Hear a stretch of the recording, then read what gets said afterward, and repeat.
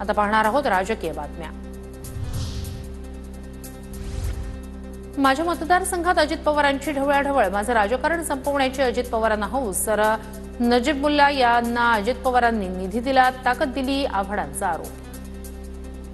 मतदारसंघामध्ये ढवळाढवळ केली जाते, काय नक्की नेमकं कोण ढवळाढवळ करतं?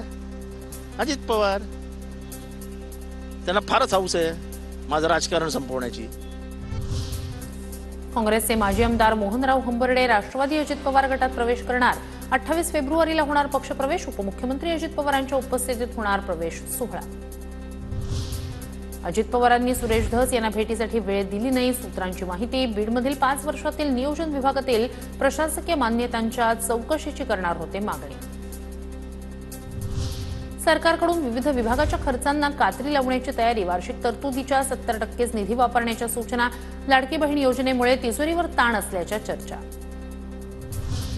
करुणा मुंडेंच्या तक्रारीनुसार मंत्री धनंजय मुंडेंना कारणे दाखवा नोटीस, करुणा मुंडेंच्या नावानं असलेली मालमत्ता निवडणूक शपथपत्रात न दाखवल्याचा आरोप। व्यावसायिक कामानिमित्तानं बँकॉकला निघालो होतो, तानाजी सावंतांचा मुलगा ऋषिराज सावंत यांचा जबाब, परवानगी देणार नाहीत त्यामुळे घरी न सांगितल्याचंही जबाबात नमूद। ऋषिराज सावंत बँकॉकला जाताना विमानाचे पैसे आरटीजीएसनं भरले होते, ही रक्कम कशी अदा झाली याचा तपास गुन्हे शाखेकडून केला जाणार, अपहरणाचा गुन्हा रद्द करण्याची शक्यता।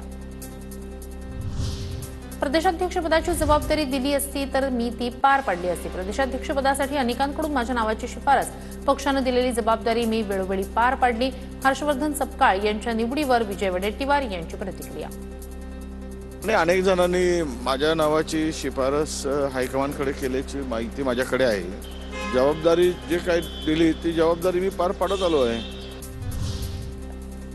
मनसे निष्क्रियांना घरी बसवून तरुणांना संधी देणार, सूत्रांची माहिती। राज ठाकरे 9 मार्चला पक्षाची आचारसंहिता जाहीर करण्याची शक्यता।